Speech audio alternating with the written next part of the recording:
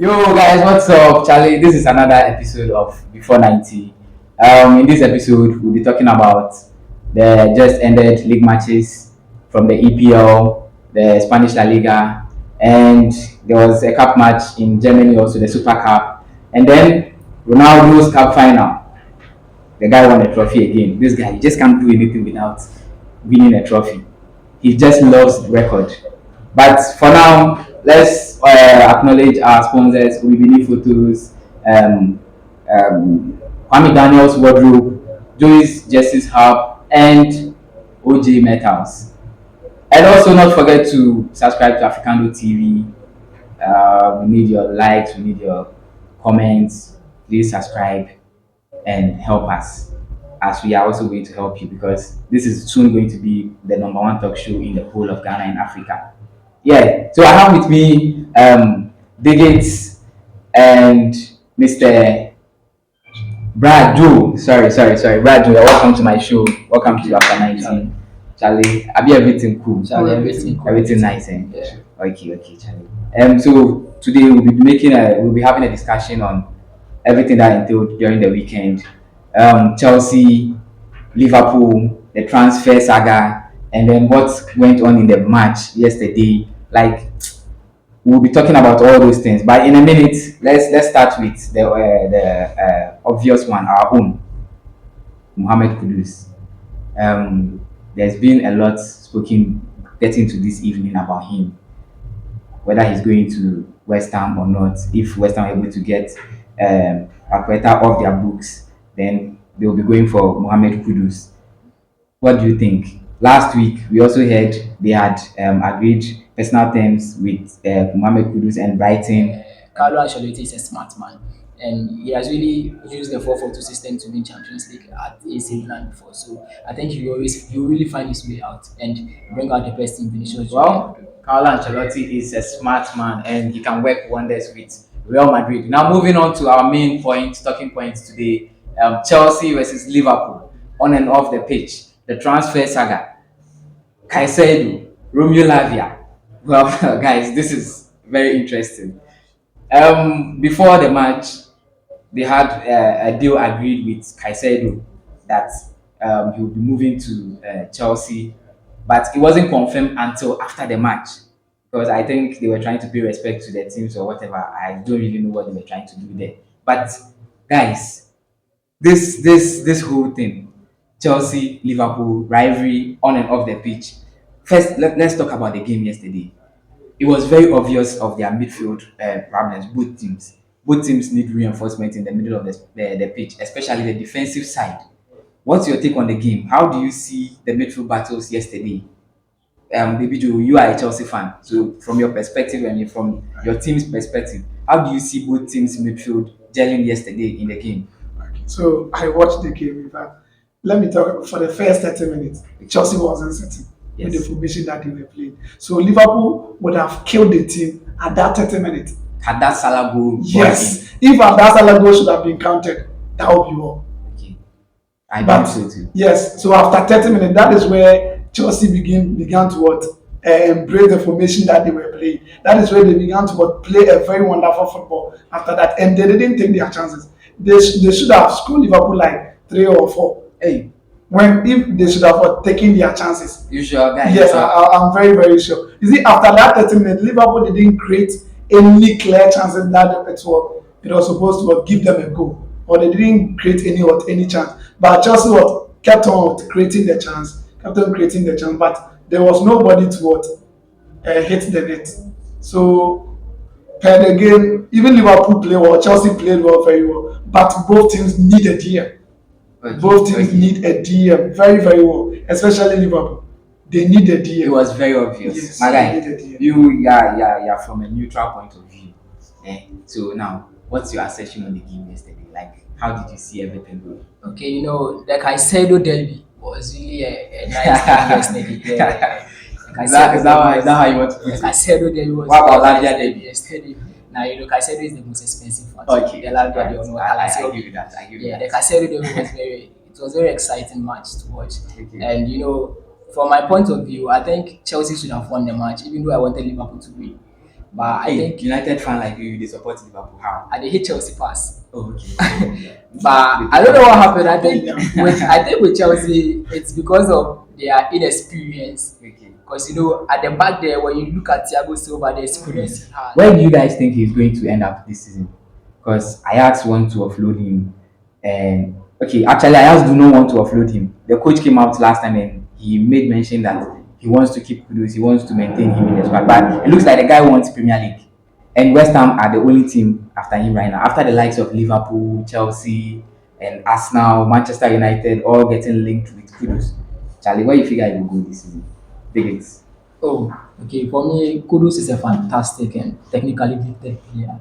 And I don't really think West Ham is a really good team for Kudus right now because West Ham don't really play free flowing attacking football. They just sit back and counter.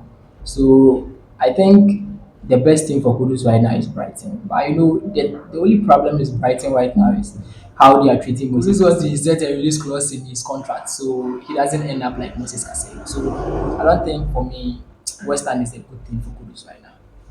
Okay, Joe Boy, what do you think? Oh, okay, for Kudus, Mohamed Kudus, for some time or from World Cup, we all know what he has been doing against Liverpool and the good thing that he has been doing. And I think that for West Ham and Brighton, I would prefer Brighton over West Ham. But in this case, Brighton too is off because of the sell-on clause, the Release release clause, clause. Yeah. yeah. So now the only team has become what West Ham, and West Ham too are not a certain team. They are not certain on what they want. They can come back. Maybe they want it, then later they go off. Actually, West Ham's interest is not concrete yet because Paqueta hasn't left yet. You see, so I think it would depend on Paqueta leaving before they can choose whoever they want as the number 10. You get it? And then I also think Brighton's style of play, brand of football would help build Kudus into a better player. Yeah, yeah. It would. And Kudus is one player who is technically gifted. He can play as a number nine, he can play as a number 10. He can also play as a right winger. So when you get Kudus in your team, he has a lot to offer you. So I think everything that Kudus goes, it's a plus one for him. And I think the Premier League is a really great experience. So I would like him to join the Premier League. Yeah, so we are all hoping Kudus goes to the Premier League because we want to see more of him every weekend. What do you guys think? Yeah, he's one of our own. Charlie. Let's. I can't live without talking about Cristiano Ronaldo. This guy. Oh nah, my God. This guy, he's a phenomenon. Like he's something else. He has won another trophy again. I know Messi fans will say, "Ena onye eyi, ena enye World Cup look alike no winning and stuff like that." Like, what do you have to say about that? Digit, what do you have to say about that? Okay, I'm actually a Messi fan. Okay, But that doesn't mean I hate Ronaldo. Ronaldo is a great player. He's a workaholic, and of course. he has proved himself in the Portuguese league, the Spanish La Liga, the Premier League, and now he's proving himself in the Saudi Arabia league. So Ronaldo is a really great player, and he really did well. They were really a red card down, Yeah. and from a goal down, he won the game for the team. So Single-handed. single-handedly won Yeah. the game for the team. So Ronaldo is a really great player. You can't really take anything from him. He's very phenomenal, very special, gifted, talented player. Even though I'm a Messi fan, but I don't really hate him. I really So, Joe Boy, what do you make of Sadio Mane's inclusion in their team? Do you think Sadio Mane has really helped improve the attacking line of the team, together with Talisca and Ronaldo, of course? Because most of the work, if you really took a look at the game, most of the work were coming from his side, and then he was creating more of the chances for them and all that. So, I got the opportunity to watch at least the last 45 minutes okay, of their game, and what I saw was that the inclusion of Sadio Mane has made the team so solid in supplying the balls to the front, making Ronaldo the chances or creating chances for Ronaldo. There are a lot of things that Sadio Mane has brought to this Al Nassr team, and one thing about Ronaldo too is that he has brought a certain thing in this team that they play with their heart. The players play it's with like their when they they all were want to play for him. sure when they were red card down. You see, they were playing with their hearts, Yeah. so they all defend, they all attack. So it was one thing I really like, and Ronaldo is a senior man. Yeah. But Ronaldo is a senior man. He really showed his seniority level in that game, and they deserve to win that trophy. Don't. They really So deserve do you it. think the Saudi the Super League is better than the MLS. Okay, See, we can't make this comparison right now because Messi and Ronaldo are two special players, and Saudi is a different league on its own, and the MLS is a different league on its own. So we just have to acknowledge just those two guys. They are the goats of football, but Messi is always the first two. Because just when we thought everything was going to end with the era of Ronaldo and Messi, and all of a sudden, poof, they are back. It's like they like the headlines. They don't want to leave the headlines. And I don't know, but these guys, my God. Let's move on. Let's move on. Let's move on, guys. Newcastle United were off to a winning start. Arsenal were off to a winning start. But the biggest one, Brighton. Well, they won, and they won convincingly.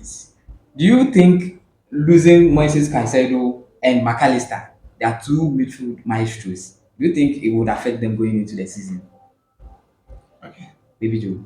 Okay, so Brighton has taken a lot of time in building this team, like 3 years, and whenever they sell a player, they make sure that they have 8 replacements. Yeah. Even though McAllister is gone, but they played like nobody is gone in the team. So they played very well, even though Moses Caicedo has left for Chelsea. But still, they are going to get a replacement that will better still help the team, even while they are going for Europe. And even though they will suffer a little, but I can't pick them off. They will still fight. They will still fight. They will still fight. Still Biggest, what fight. do you have to say on Brighton? Oh, I don't think Brighton will really suffer this season because they are really doing well. So share Dawood, they brought in Dawood, who is a really great player, Yeah. technically gifted player. They still have Insiso, fantastic player. They have a really great lot talented players who are upcoming footballers, and within the next 2 3 years, we'll be selling them for 100 million, 200 million. So you can't take anything from this Brighton team. Like Omo are really good. Like Desiree is a really talented coach. So Brighton will really do wonders this season, just as they did last I'm season. guessing it's because of the 100 million thing. That's why they don't want to include a release clause in Kudu's. Yeah. I'm sure. They want And to get he's also being smart there. Yeah, he's also being being very Yeah. smart. So Because you can't get to a point where I want to leave and you just tie me down to something I'm not really ready for. Sure. yeah. So, yeah. So moving on, there is another big news which developed over last night. Neymar. Neymar. Oh, this guy was one of football's most potentially acknowledged player. He was touted for great things.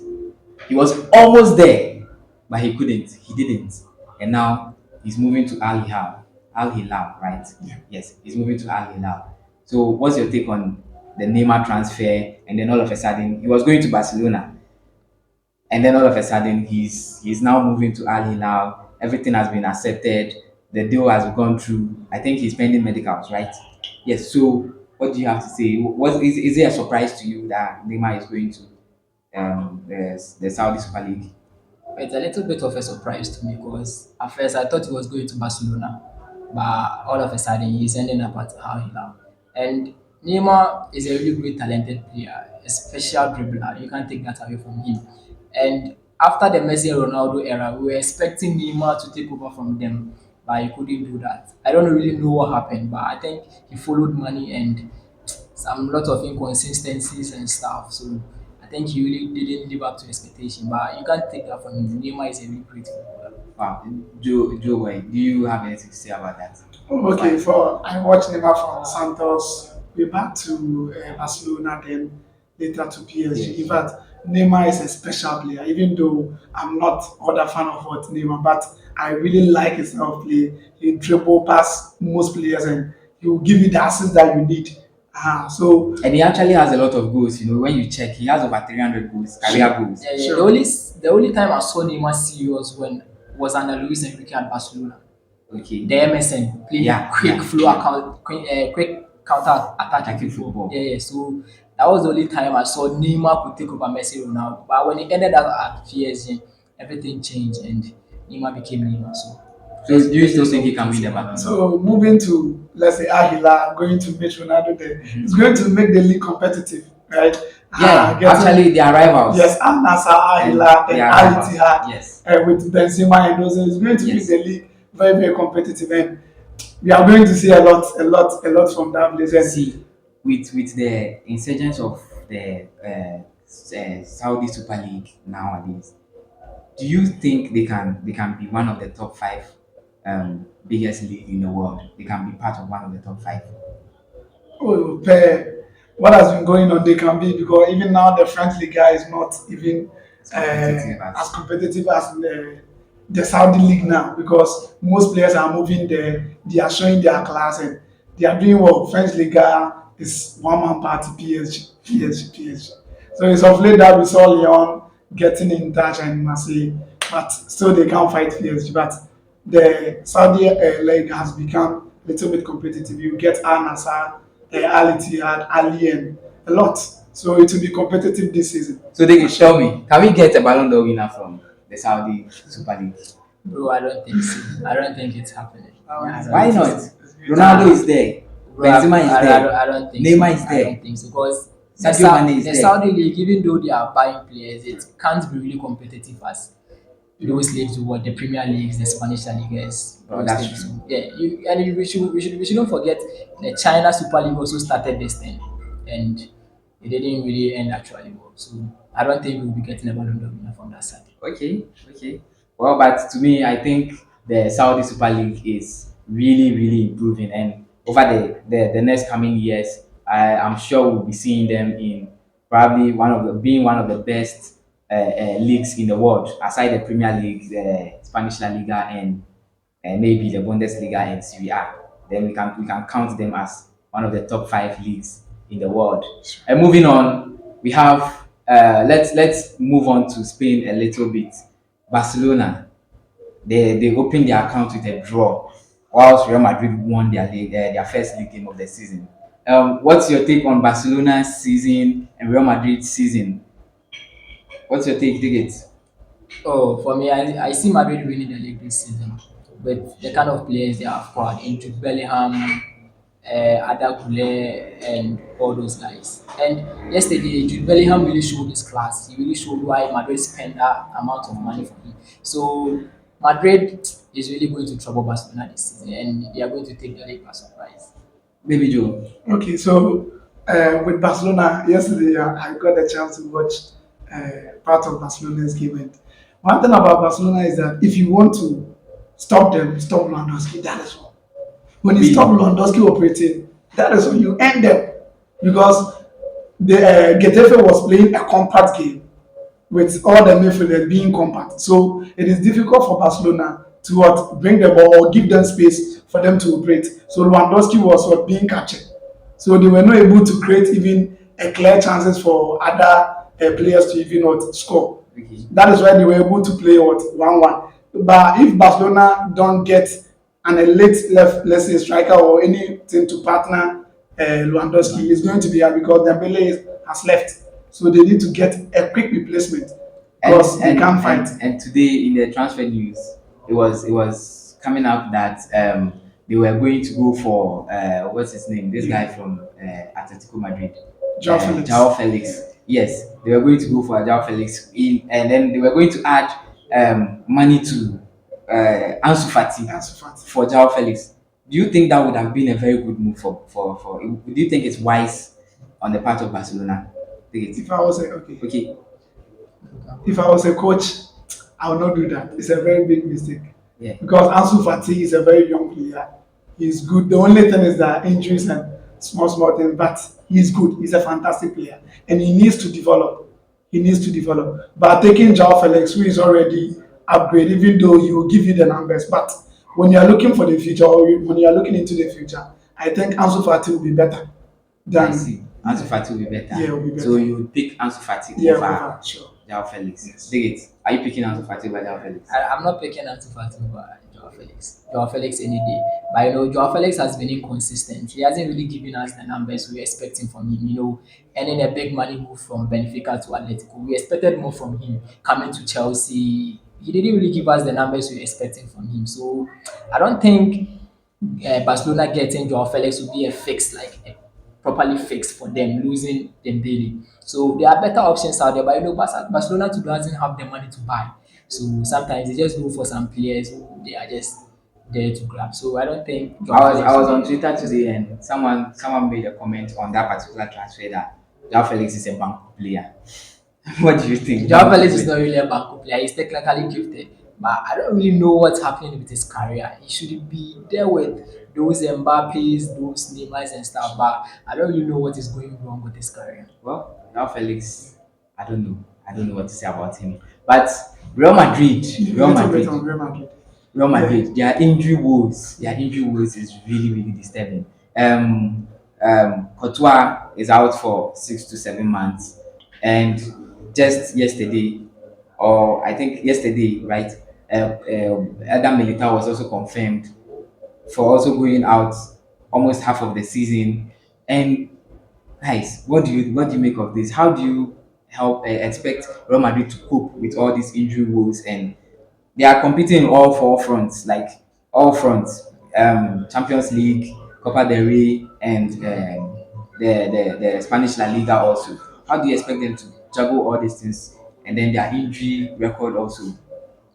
Okay, so with Real Madrid, no, they've lost a goal scoring machine in the shape of Benzema, Karim Benzema, and even though they didn't buy any striker, they only any LS striker to replace what Benzema, but they are playing a style of football which will allow Vinicius Junior, Jude Bellingham, then Freddy Valverde and the rest to at least give them numbers of goals. So let's say Vinicius Junior giving them 20 plus goals, Freddy Valverde giving them small goals or numbers, then Jude Bellingham also giving them 20 plus goals, so that at least the Benzema that they've lost, they will be able to cope with it because of the goals that they will be getting from them.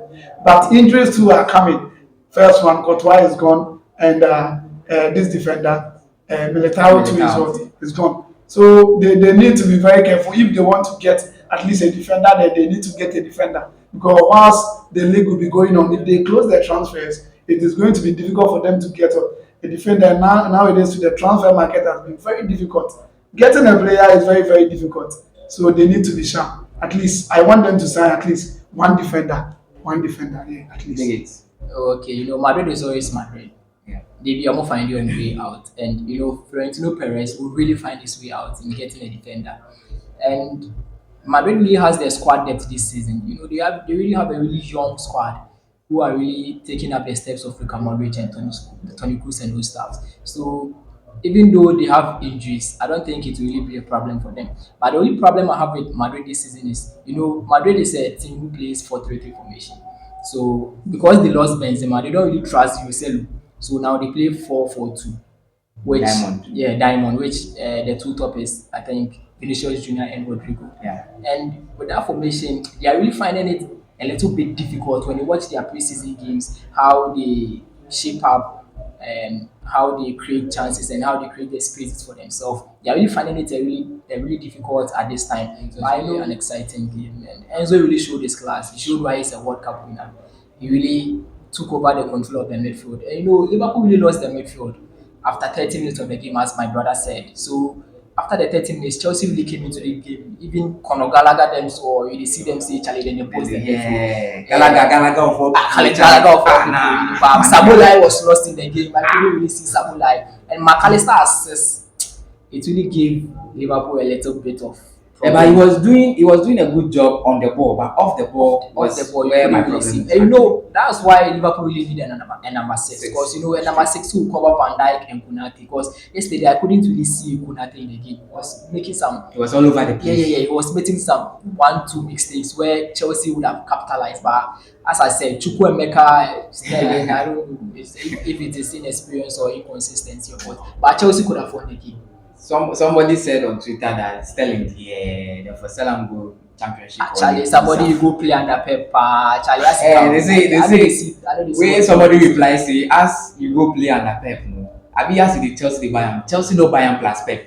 You see that thing, so Yeah, Charlie, that was the issue. So yesterday, if you give Liverpool the space, they will really attack and hurt you. Yeah. So yesterday, Chelsea really didn't give them the space to attack and hurt them. The only chance they had was the Mo Salah pass to Diaz and that was a yeah, that was fantastic the pass. only thing that really Yes, My happened. guy, let's talk about the pass first. That pass.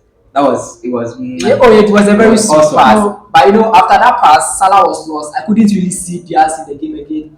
Diego Jota, But they Sabula were was. chasing the ball You too know, much. that person, this guy Disasi and Rhys James. You know, Rhys James mostly move forward. Then Disasi has to what? Cover. Cover out Rhys James. But in this case, Disasi did not cover out Rhys James. That is why when the ball came to Diaz, there was nobody there. So the only thing is that he has to push it into the net. Oh, everybody makes mistakes. You can't take that pass from Salah. It was a really It was a nice, pass. brilliant And pass. before during the preseason, he has been giving assist after assist after assist. So it looks like this season, even though he's going to get the goals back, he's more of Liverpool's creative force. Yes, that's how I see it. He's more of Liverpool creative force. And then the other problem I noticed from Liverpool's game last night was they had too many technical players. You see, when the likes of Wijnaldum, Henderson were there, they weren't technically gifted as Szoboszlai and McAllister. They weren't as technically gifted as them. So for them, they play conservative football. They conserve the football. They try to hold possession, backward passes, and all that. Yeah. But in this case, everybody wants to give the killer pass. Yeah, it's true. You know, people really say Jonah Henderson as son, but I don't really see But that. Wasan. Oh, Wasan there, but you know, he does his job. Yeah. Jebon, He's- Fama, he's- Tiago, and I said Jebon, maybe Fama, Wijnaldum, Jebon, Fama, we. Obviously, he's a just disciplined does that. player. He's a very disciplined player. So Liverpool is lacking that thing in midfield. They lacked that thing yesterday, and I think if Chelsea took their chances, they would have really won the game. Well, I don't know, but the past 7 matches, it has been a draw between Chelsea and Liverpool. was obvious. Whether 0-0, 1-1, whatever, it was always going to be a draw. It's like it is written in the stars that it was always going to be a draw. Now, guys, any last words on the transfer, the current what's going on with Lavia? I just want a quick one on this because I learned just this evening Lavia has chosen Chelsea over Liverpool again. So it's like this is the second time. So now Chelsea 2-0 against Liverpool in the transfer market. So I just want to pick one on that. Just today, you know, Liverpool sent a bid of £60 million for Lavia. Before that, they wanted the player for that very long time, and Chelsea too have been just behind the scene that they want him. So after confirming Casado's deal, then they said then they have to go in for Lavia because they need both. They need both players, so they need to be quick. And what Liverpool did to Lavia, that is why he decided to join Chelsea, because at least there should have been a kind of respect. It's like the trust wasn't there. It You wasn't didn't feel there. the trust from the manager. Sure. I get it. Because you can't go in for I want to, then later when you had your baby and you say then you wait, let me go for the one I want. After that you come. No, you're not giving the person a respect. So that's why you chose to join Chelsea. You know, we all feel betrayed. And if Liverpool loses those two players to Chelsea, I think they are really strengthening the Chelsea team. And Liverpool really have a problem this season. It's going to be a really long season for Liverpool. So I think you have to really go back into the market and get a DM. And I think they're after Sofiane Amrabat. The man has already accepted to go to Manchester United. Oh, you know, everything happens. Like Liverpool can overpay. Everything happens. Well, Liverpool can overpay. And let's not remember. One thing is you need it, so you have to overpay. You have to pay the money. yeah. So if only the player will accept. So Okay. So if only let's see. So I think Liverpool it's can very pay. clear. But let's not forget, Harry Kane moved to Bayern and lost the trophy. Oh, No, Charlie, this guy. It's like When him it's say, like- Charlie, I don't know what, I just know the vibe. Like, what Like you see, that's like even like see like the trophy spirit, you know they inside at all. Because I don't get it. Bayern has been winning trophies. You come and then they lost a trophy. Like why? Which demons they follow? You know, he went to the Champions League final with Tottenham and they lost a and trophy. he lost the trophy. He came to Bayern, his first year at Bayern, he could have won a trophy and he couldn't win. Charlie, Harry Kane, if I can come a year, Charlie, you for go to go, you have some skirmishes. One thing is that this Bayern team that Tuchel is building, you need to step up, because this Leipzig team, even though they sold Cavadio and the rest, so people were expecting Bayern should have even lashed them like 3 or so per the preseason, that they even scored a team like 27, scoring somebody like 27. So people were thinking that they will surely come out being the best. But Leipzig showed the class, giving them 2-0 in the first half. It was massive. Wow. I knew that it was going to be difficult for Bayern to win, and they didn't win. So Hurricane, I'm sorry for And him. you know, I don't really know what is wrong with Thomas Tuchel. I don't know what the team is trying to build. Sure. Because when you watch Nagelsmann's team last season, they were in three competitions. Yes. And when Tuchel came, they almost lost all the competition. The final day of the season, safe, if not for Dortmund, we for Copa. Like they Like they lose everything. So Charlie Thomas Tuchel has really been inconsistent for Bayern. I don't really know what is going on with the Bayern team. I don't know the kind of materials they need to make this Bayern team a Bayern team. So like with Chelsea, they are the second long time. Charlie, there's a long time. So Body, they don't have this time. So, time will be. So guys, I think it's been a really healthy discussion. Baby Joe, I would like to have you on the pundit again. And you did very, very well. Like Charlie, your insight is very needed, and we thank you for passing through. But Charlie, your transfer talks and things we did, invite me. I can't help you small. Oh, no problem, no problem. Because you are doing good. Yeah. So viewers, we thank you for having to stay with us throughout this wonderful discussion we've had, and please let's not forget to subscribe to Africando TV. We need your likes, we need your comments. Please comment and share for us. Okay, share for us because very soon the money come out, we will start the share. Yeah. So also not forgetting our sponsors, Ubibini Photos.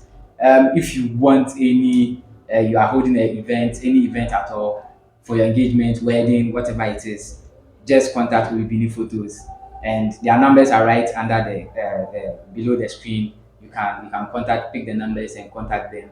You can also contact if you want any JC of your choice, any authentic JC or original JC. You should contact Joey's JC Hub. The number is also right below the corner of the TV set.